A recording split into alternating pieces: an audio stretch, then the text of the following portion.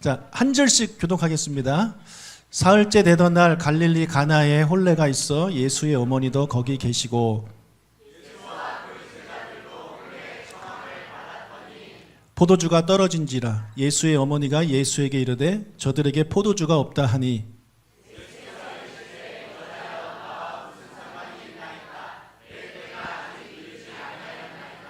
그의 어머니가 하인들에게 이르되 너희에게 무슨 말씀을 하시든지 그대로 하라 하니라.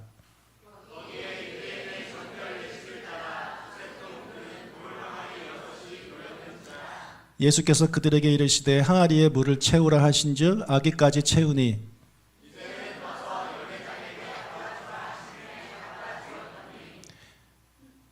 연회장은 물로 된 포도주를 맛보고도 어디서 났는지 알지 못하되 물도온 하인들은 알더라. 연회장이 신랑을 불러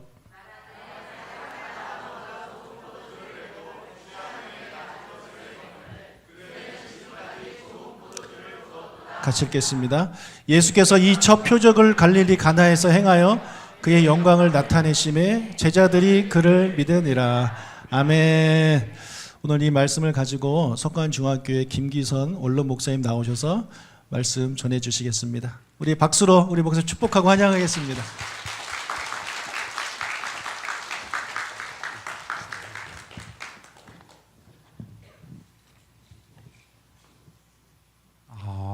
저는 우리 오 목사님 또 우리 박은하 사모 제가 담임 목사로 있을 때 우리 석관중앙교회에서 교역자로 사역했습니다.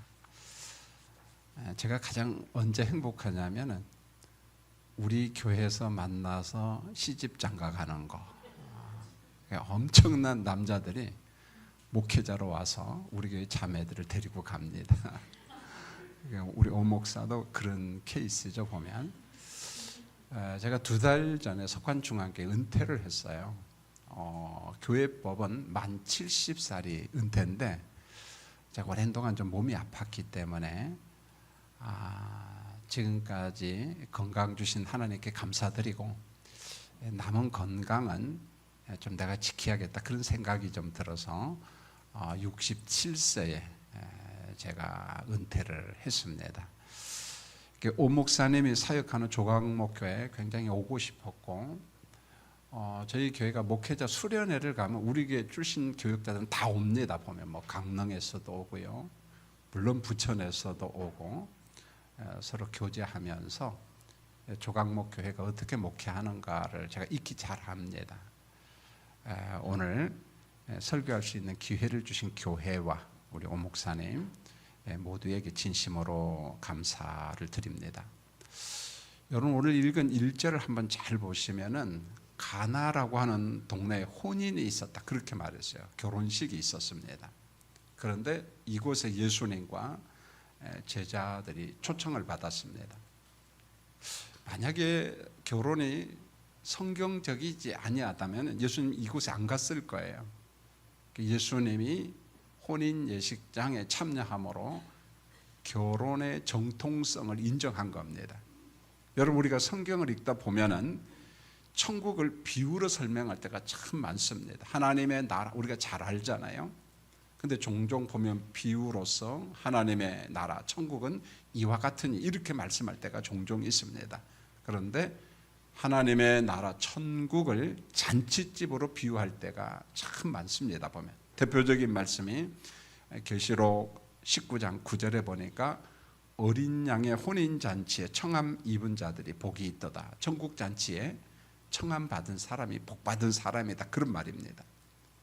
자, 어린 양의 혼인잔치는 그럼 누가 초청을 하는가? 신랑 되신 예수님께서 신부인 성도들 여러분들을 초청한 겁니다. 보면요. 여러분 성도가 뭘까요? 보면은 계시록 14장 3절에 보면 아주 단순하게 설명합니다. 땅에서 속량함을 받은 사람, 땅에서 인침받은 사람들. 여러분 구원은 어디에서 받습니까? 땅에서 받습니까? 죽어봐야 합니까?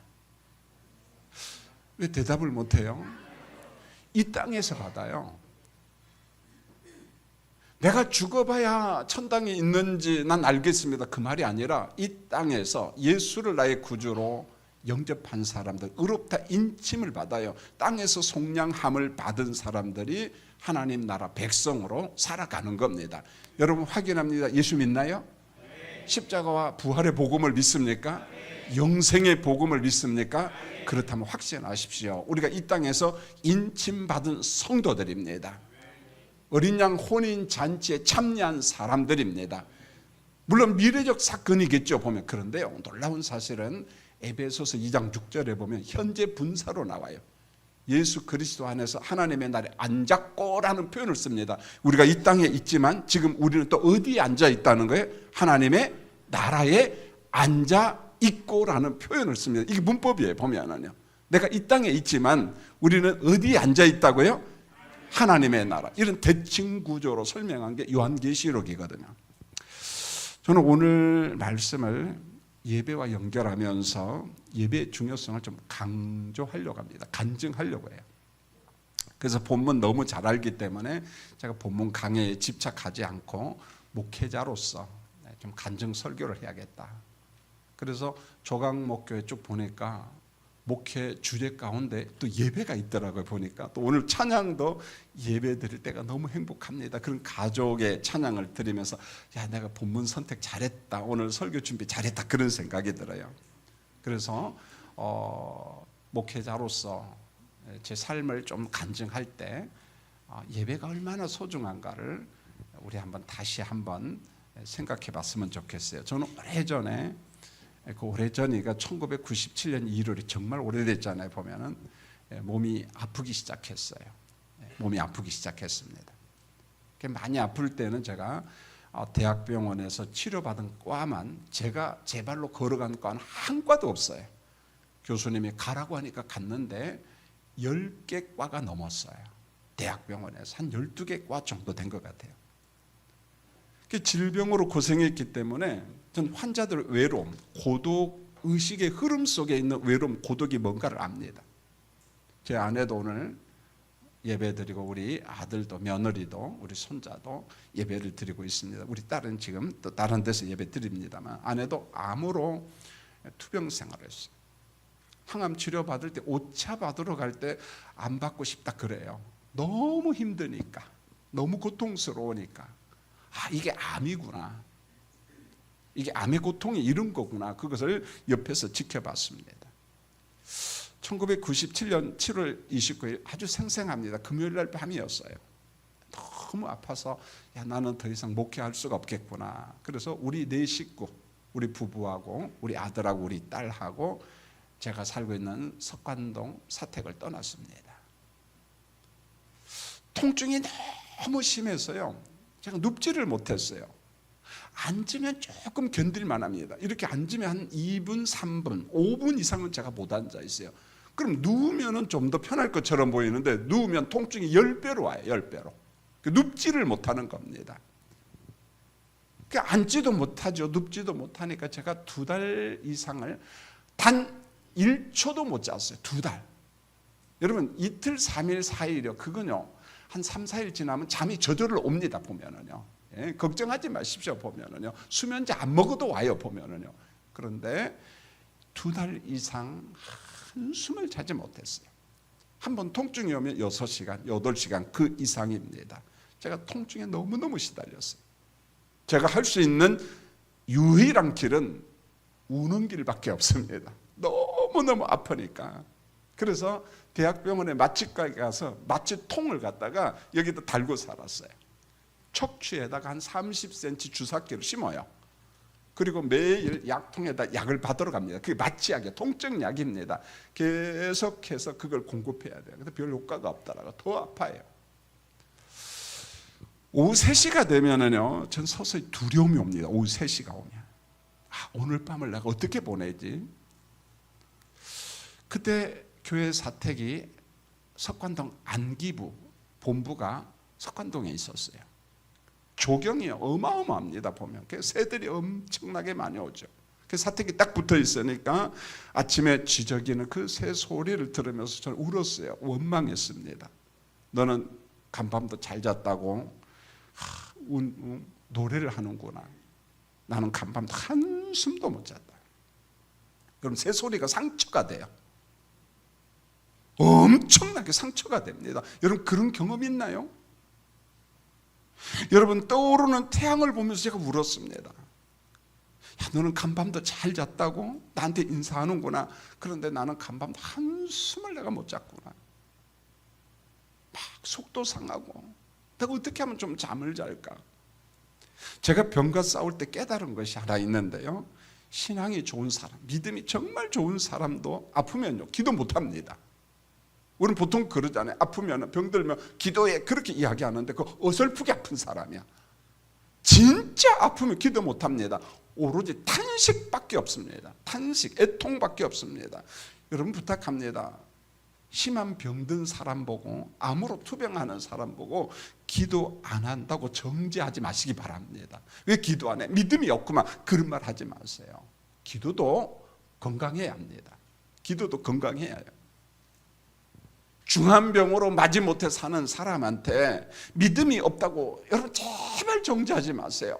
한국에요 무서운 사람들이 있습니다. 누구냐? 기도 많이 하는 사람, 믿음 좋다고 하는 사람, 모든 사람을 정죄해요. 정죄해요. 위험하다는 겁니다. 보면 여러분 믿음과 감정은 전혀 달라요. 믿음과 감정은 전혀 다릅니다. 여러분 물어보겠어요. 우리는 믿음으로 천당 갑니다. 믿습니까? 여러분 공식이에요. 믿음으로 천당 갑니다. 그러나 죽은 가족은 땅에서 다시 볼 수 있어요? 없어요? 없습니다. 감정이 슬퍼서 우는 거예요. 못 보니까. 이걸 혼돈한다니까. 믿음과 감정을 구분을 잘 못하는 사람들이 있어요. 슬퍼서 우는데 장례식장이나 이런 데 가서 막 믿음이 없다고, 집사님 나는 믿음이 좋은 줄 알았는데, 권사님 믿음이 좋은 줄 알았는데 울긴 왜 울어? 이래. 울긴 왜 울어? 보고 싶어서 우는데. 보고 싶어서 우는데. 여러분 로마서 12장 15절에 사도 바울이 그렇게 말합니다. 즐거워하는 자들과 함께 즐거워하고 우는 자들과 함께 무엇하라? 울라. 바울의 논리예요. 위로받은 성도가 있느냐? 위로하라. 이게 바울의 논리입니다. 우는 자가 있으면 함께 울라. 이렇게 이야기합니다. 저는 우리 교인들에게 이런 설교를 종종 합니다. 장례식장에 가가지고 애통해서 우는 성도를 보고 믿음이 없다고 정죄할 사람은 장례식장에 제발 좀 가지 마시라고. 그럼 굉장히 좋아해요. 그 순간을 잘 들어야 돼요. 그런 사람 장례식장 가지 말고 조의금 꼭 나한테 가져오세요. 그래요. 왜요? 조의금은 갖다 줘야지 뭐. 응? 무슨 말입니까? 믿음과 감정을 잘 구분하시기 바랍니다. 천당에 간 거 믿음으로 알아요. 예수 믿고 구원받았다는 거 압니다. 그럼에도 불구하고 이 땅에서 내 아버지, 내 어머니, 내 자녀, 부부를 볼 수 없기 때문에 슬퍼서 우는 거예요. 보고 싶어서 우는 겁니다. 보고 싶어서 우는 겁니다. 저희 부부는 우리 두 자녀와 함께 아무에게도 알리지 않고 교회를 떠났습니다. 이미 교회 장로님들은 다 압니다. 제가 투병 생활을 하고 있기 때문에 올게 왔구나 그런 거죠. 젊은 목회자가 그때 뭐 이제 막 40대 초반인데 40대인데 뭐 가진 게 있습니까? 뭐 갈 곳도 없고 또 제가 가진 집도 없고, 마침 그때 저희 형님이 동대문 제일교회 신설동 로타리에 동대문 제일교회 담임 목사님이었어요. 지금은 은퇴하시고 동탄에 삽니다. 1949년생이신데요. 그래서 갈 곳이 없어서 밤중에 형님 집에 갔습니다. 형님도 내 동생이 왔구나 견디지 못하고. 자, 주일날 형님 교회에서 예배를 드리는데 참 슬프대요. 보니까 많이 울었습니다. 담임 목사가 몸이 아파서 교회를 떠났어요. 다른 교회에서 예배 드립니다. 서럽더라고요. 물론 그 이전에도 안식월 되면은 외국에 가서 예배 드립니다. 그때는 그런 걸 몰랐어요. 그러나 몸이 아파가지고 내 교회에서 예배 드릴 수 없어서 남의 교회에서, 형님들 교회에서 예배 드린다는 게 너무 서럽기도 하고 속상하기도 하고. 그때 동대문 제일교회 전도사님이 찬양을 합니다. 저는 이 찬양을 그때 처음 알았어요. 성령님 오소서. 성령님 오소서, 살아계신 하나님. 이 찬양을 쭉 인도를 하는데요, 눈물이 막 쏟아져요. 눈물이 쏟아집니다. 자기가 다니는 교회에서 예배를 드리는 것이 행복인 줄 아시기 바랍니다. 내가 다니는 교회에서, 여러분이 다니는 조각목 교회에서 예배 드린다, 이게 행복이야. 행복. 목사로서 그 행복을 투병 생활을 통해서 깨달았어요. 내가 다니는 교회에서 예배 드린다, 이게 행복이구나. 행복. 이때 저는 소원 기도와 같은 기도를 했습니다. 이런 기도였어요. 하나님, 한 번만 기회를 주신다면 제가 가치 있는 삶을 살고 좋은 목사가 되겠습니다.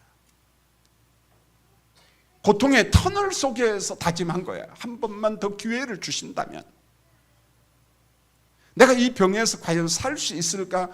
이게 제 마음의 아픔이었어요. 보면은요, 한 번만 더 기회를 주신다면 가치 있는 삶을 살고 좋은 목사가 되겠습니다.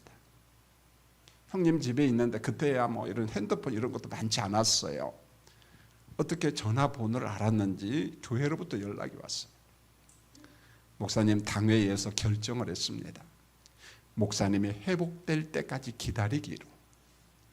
원래는 장로님들이 의사와 주변 사람들에게 물어봤어요. 우리 목사님한테 1년 안식년을 주면 되지 않겠습니까? 라는.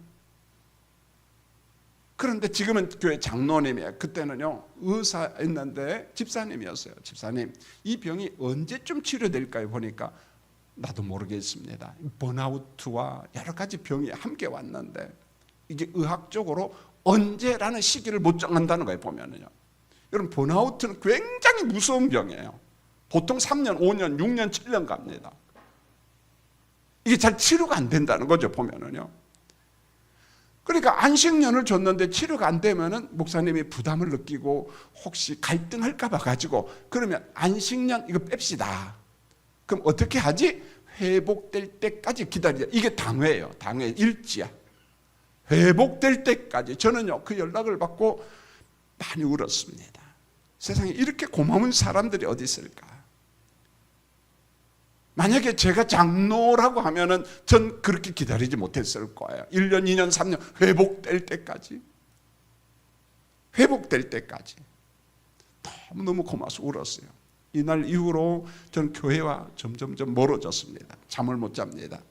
장기 기능이 망가진다고 해서 제가 어디로 가면 신경정신과까지 갔어요. 저는 처음에는 너무너무 가기 싫었어요. 내가 무슨 정신병 환자도 아니고. 그런데 온 장기가 다 망가지니까 가야 된다는 거예요. 보면은요. 1997년 12월 허리 수술했어요. 주간판이 터져서 럽처가 돼서 빨리 신경 손상이 되니까 수술해야 된다. 근데 회복이 잘 안 되는 거예요. 이때 제가 수술을 받을 때 세문안교회 김동희 목사님하고 같은 주간에 같은 병으로 같은 수술을 받았어요. 그런데 그분은 얼마 후에 세상을 떠났습니다. 제가 재활 치료를 받으면서 뉴스를 접해서 그 목사님이 소천했다, 그 말을 듣고 참 울었어요. 하나님, 이렇게 훌륭한 목사님은 오래오래 사시고 목회해야 되는데. 저는 최고의 환자인 줄 알았어요. 그런데 재활 치료를 받으면서 제가 나는 중한 환자가 아니구나. 그 재활 치료실에 가면은 어떤 사람이 이래 저 무슨 말인지를 못 알아들었어요. 그런데 순복음교회 물리치료실장 집사님한테 물어봤어요. 집사님, 이분이 뭐라고 이야기합니까? 그런데 그분의 고향이 아마 강원도였던 것 같아요. 집에 가고 싶어, 집에 가고 싶어, 그 말이야. 3년째 누워있는 거예요. 전신마비 환자예요. 그 순간에 내가 최고 환자인 줄 아는데 난 아니구나. 여러분, 지금이라도 연세대학교 재활병동에 한번 가보십시오. 하반신마비, 전신마비 환자들이요, 수두룩합니다. 수두룩합니다. 용기를 내고. 자, 이때 범사에 감사라, 데살로니가전서 5장 18절 이 말씀을 잡고 제가 설교도 하고, 그러나 이때 많이 울었습니다. 하나님, 제가 이 본문을 가지고 설교도 했어요. 그런데 막상 이렇게 아프니 중증 환자가 되니 감사가 안 나옵니다. 하나님 앞에 따져서, 하나님, 제가 이렇게 아플 만큼 과실이 많습니까? 젊은 날 교회 부흥 좀 한번 시켜보려고 애쓰다 여러 번 응급실에 갔어요. 여기서 망가져, 저기서 망가져. 갈 곳 있습니까? 경희대 응급실에 갑니다. 상계 백병 응급실에 갑니다. 1년에 보통 6번씩 갑니다. 보면은 탈진이 오고 병들었는데 하나님 섭섭합니다. 3일간을 제가 울었어요. 3일간. 심지어 범사에 감사하라 새까만 사인펜으로 감사를 갖다가 싹 지웠어. 범사. 3일쯤 지나면 없어질 줄 알았더니 안 없어지다 보니까 이건 안 없어지는 거라. 범사에 감사하라. 이 말씀 때문에 하나님 정말 감사가 안 나옵니다. 그런데 범사에 감사하라 말씀했으니까 좌우지간 감사합니다 하고 막 너무 서러워서 막 엉엉 울어버렸습니다. 그런데요, 놀랍대요. 감사가 능력, 아니 기적이라는 것을요 전 경험했어요. 1998년 7월. 그러니까 제가 투병 생활한 지 1년 7개월째 되는 날, 어느 날이었어요. 수요일이었어요. 성령께서 제게 그런 음성을 줬어요. 얘야, 이 현실을 다 수용하라. 현실을 전부 다 인정하라. 놀랍대요. 난 환자다. 난 중증 환자다. 그 순간부터요 제 마음속에 빨리 병을 낫겠다고 하는 욕심이 사라지대요. 조급함도 사라지고요, 섭섭함도 사라지고요, 희한하게 다 사라지고 서서히 마음속에 정말 감사가 나와요. 내가 조금이지만 걷는 것도 감사, 먹는 것도 감사. 제가 목척추도 수술을 해야 되는데 제 수술을 했던 영락교회 장로님이시고 척추 수술의 최고 권위자인 석세일 장로님이 그러더니 목사님 이건 한번 버텨봅시다 그러더라고요. 제가 목신경이 눌러서 밥을 잘 못 먹었거든요. 이게 막 떨리니까 그 물에다 국에 대충 말아서 후룩 삼켜버리는 거예요 보면은요. 그런데 걷는 것도 감사하고 먹는 것도 감사하고 눕는 것도 감사하고 모든 게 감사라는 것을 비로소 그때 알았어요. 보면 제가 이 설교 무진장하게 했잖아요. 여러분 감사할 때 치료 효과가 나타난다는 것을 저는 경험했어요. 감사가 기적이라는 것을 목사로서 수없이 설교를 하면서 이론적 설교했는데 경험을 했어요. 경험을 했습니다. 우리의 현실을 수용하라는 거예요. 은퇴한 지 2달 됐는데 늘 난 은퇴자다. 은퇴가 뭔가? 사역의 은퇴예요. 사람들로부터 은퇴입니다. 저희 교회도 출석교회인데 코로나 환경 때문에 좀 많이 줄었습니다. 그러나 1000명 정도 모이고 애들까지 합하면 더 되죠. 보면 지금도 700~800명이 모이니까 그들이 내 곁을 떠나고 나는 그들 곁을 떠나 보고 싶지요. 보면은요 얼마나 보고 싶겠습니까? 그러나 은퇴라는 게 다 그런 거예요. 그러나 난 은퇴자다. 난 은퇴자다. 거기에 위로가 있고 자유가 있더라고요. 보면은요 우리 현실을 수용해요. 여러분 확신하세요. 하나님의 은혜가 아니면 걷지 못합니다. 여러분 지금 걸어서 예배당에 왔지요. 매주 왔잖아요. 그러니까 감사를 잘 몰라요. 왜? 오늘도 걷고 내일도 걸을 거니까, 내일도 예배당에 올 거고 모레도 올 거니까 감사를 잘 몰라요. 그런데 신경줄 조금만 눌리면 여러분 하반신 마비예요. 전신 마비예요. 여러분 내가 걷고 먹고 잠 잘 자는 성도님들 감사하시기 바랍니다. 별로 아멘이 좀 어설프네 보니까 보면은요.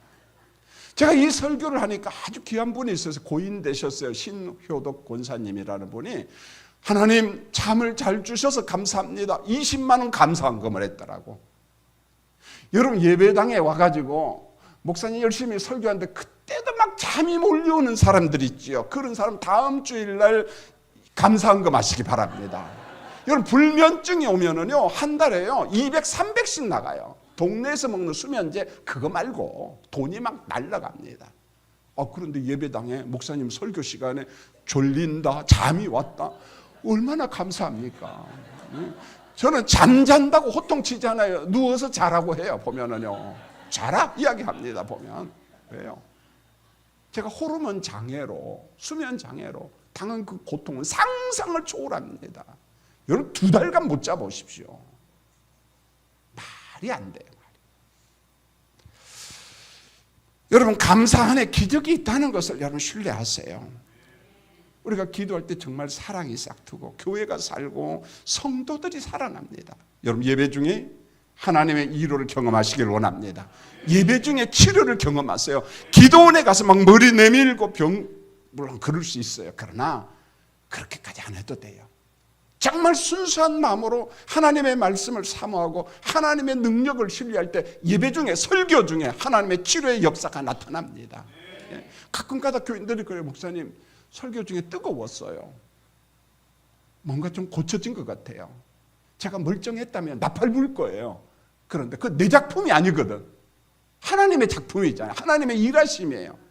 여러분, 예배 중에 말씀을 들을 때 하나님의 치유가 나타나기를 원합니다. 하나님의 은혜 체험하기를 원합니다. 여러분, 예배는, 성경에서 예배는 잔치로 나와요. 잔치. 오늘 예배 드릴 때 정말 잔치 같네 보니까요. 너무너무 분위기가 좋아요. 우리 오 목사가 목회 진짜 잘하는구나. 우리 박은하 사모도 정말 잘하는구나. 새 자녀도 잘하는구나. 처음엔 난 걱정했어요. 미국 달라스에 가서 같이 만나서 공부하러 왔는데 자식이 3명이니 이거 어떻게 하냐 걱정됐는데 완전 또 효자네 보면은요. 우리 은하 사모님도 제 제자잖아요. 상계백병을 입원했을 때 저는 그 그림 영상이 한순간도 잊어버린 적이 없어요. 몸이 너무 아파가지고 우울함과 외로움과 고독 속에 고개 숙여 있는 그 모습이요, 생생합니다. 밝게 웃을 때마다 너무너무 기분이 좋아요.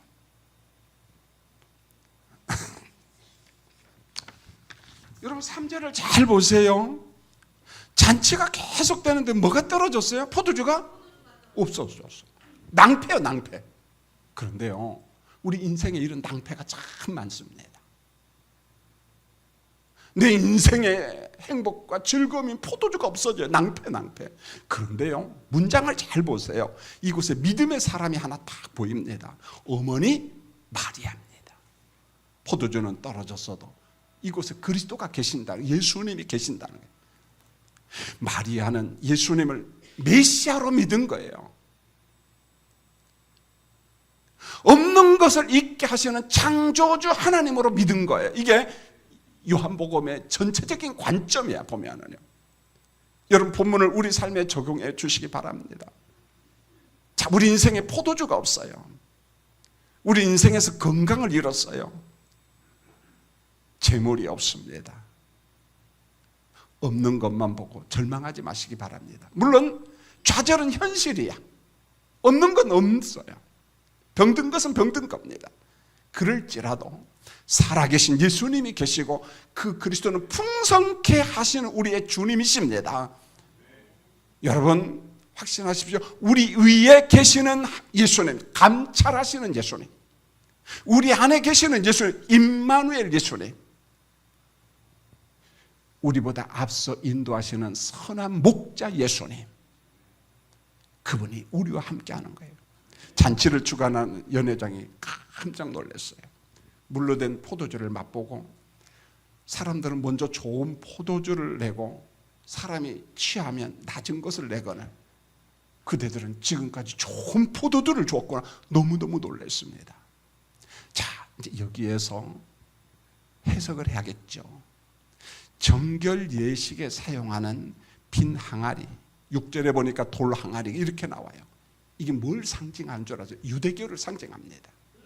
유대교를 상징합니다. 무슨 의미인 줄 아세요? 유대교는 그 당시에 종교 의식만 있지 은혜와 감격이 없어요. 남을 정죄합니다. 남을 판단합니다. 율법으로, 잣대를 가지고.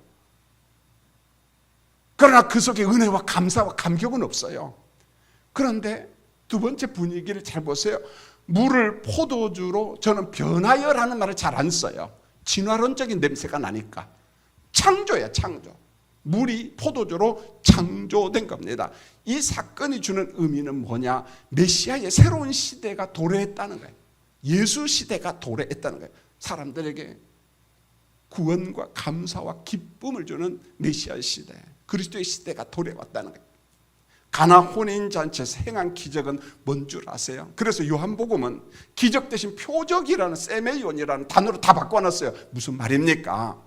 예수님의 기적과 함께 하나님의 나라가 이 땅에 왔다는 거예요. 예수님의 기적과 함께 하나님의 나라가 저 멀리 있는 것이 아니라 어디요? 우리 생활 속에 들어왔다는 거예요. 그걸 보여주는 겁니다. 여러분, 예수님은 속이 텅 빈 유대교, 밋밋한 물과 같은 감사와 감격이 전혀 없는, 예배는 드리지만은 신앙생활은 하지만은 밋밋해, 맹물이야. 자, 이런 사람들의 심령을 창조하는 거예요. 창조.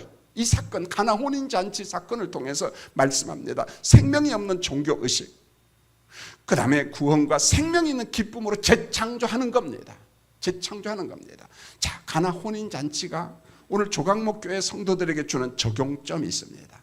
여러분, 구원의 감격과 기쁨이 없는 예배 빨리 버리시기 바랍니다. 대부분의 사람이 기쁘게 찬양하는 모습을 보니까 저도 감동이 돼요. 그러나 혹시 한두 명일지라도 나는 왜 그런지 모르지만 감격이 없고 기쁨이 없어. 아니요, 그걸 회복하셔야만 됩니다. 빙하리와 같은 우리 심령에 포도주와 같은 하나님의 기쁨을 채우시기를 원합니다. 은혜를 채우시기를 원합니다. 감사와 감격을 채우시기를 원합니다. 여러분, 예수 신앙은 싸구려가 아니에요. 저는 신학은 좀 다르지만 이분을 정말 좋아합니다. 디트리트 보네퍼를요, 이분과 관련된 책은 거의 다 봤어요. 이분과 관련된 논문은 거의 다 봤습니다. 그분이 강조한 게 뭡니까? 독일의 고백교회 목사님으로 국가교회를 비판하잖아요. 히틀러를 하나님이 보내신 아버지로 착각하는 독일 교회를, 이게 교회냐 하는 거죠. 이분이 강조한 거 이겁니다. 예수가 날 위하여 죽으셨다고 하는데 예수 십자가 찬송을 부를 때 눈물이 없어, 감사도 없고 감격이 없어, 냉랭해. 이게 뭐냐는 거예요 도대체. 예수만 생각해도 눈물이 나고 감사가 나고 기쁨이 나야 되는데 이게 뭐냐는 거예요. 그런데 우리 한국교회가 언제부턴가 예수 찬양, 예수 십자가 찬양해도 감사가 없습니다. 감격이 없어요. 여러분 어떠합니까? 거룩한 흥분, 예수의 흥분이 회복되는 기적이 일어나기를 원합니다. 우리의 텅 빈 항아리, 우리 심령 안에 천국의 기쁨과 영성을 채우는 공식이 뭘까요? 너무너무 단순합니다. 말씀에 순종하라는 거예요. 누구처럼요? 마리아와 하인들처럼 말씀에 잡히라는 겁니다. 저는 사도행전 18장 5절을 볼 때마다 한 번 더 보고 줄을 한 번 더 칩니다. 왜요? 우리 믿음의 선배 바울 사도의 삶이 나와요. 바울은 하나님의 말씀에 붙잡혀 선교하고, 말씀에 붙잡혀, 이 단어, 하나님의 말씀에 잡혀서. 저는 오늘 새벽에도 깊은 잠을 자지 못하니까 말씀을 쭉 읽었어요. 한 새벽 5시 조금 넘어서 오페산 데크길을 걸으면서 오늘 제가 여기 가서 설교하고, 오늘 내 제자가 어느 교회에서 이배수에 들어서 마지막 설교 주자인데 담임 목사 잘 돼야 될 텐데, 이런 기도를 쭉 하면서 데크길을 걷는 거. 핵심은 딱 하나밖에 없어요. 김 목사도 말씀에 잡히고 바울이 말씀에 잡힌 것처럼 여러분도 하나님의 말씀에 붙잡히기를 원합니다. 말씀에 잡힐 때, 말씀에 잡힐 때. 요한복음 1장에 보세요. 말씀이신 예수님, 만물을 창조하신 예수님, 생명의 빛이신 예수님, 예수님의 존재와 능력을 믿을 때 비로소 우리 빈 항아리와 같은 우리 심령에 하나님의 은혜가 들어와요. 기쁨이 있습니다. 성경을 읽을 때, 예배 시간에 설교를 들을 때 믿음으로 아멘 하시길 원합니다. 위로부터 임하는 은혜를 경험할 수 있습니다. 기쁨과 구원의 감격을 회복할 수가 있습니다. 결론입니다. 신앙생활하는 동안 저처럼 하시죠. 감사가 너무 안 나오면 좌우지간 감사합니다. 한번 따라할까요? 좌우지간 감사합니다. 그러니까요, 눈물밖에 안 나와요. 감사가 안 나오는데 좌우지간 감사하니까 억지거든. 놀랍게요, 억지로 감사해도 성령이 막 역사하는 거예요. 놀라워요. 감사는 따라하겠어요? 감사는 기적이다. 여러분, 예배 중에 모두 다 은혜를 구하시고, 예배 중에 치료를 경험하시고, 단순한 순종으로 말씀에 붙잡혀서 하나님의 은혜를 경험하고 간증하는 정말 복된 우리 조각목교회가 되시기를 예수님의 이름으로 축원합니다. 기도하겠습니다.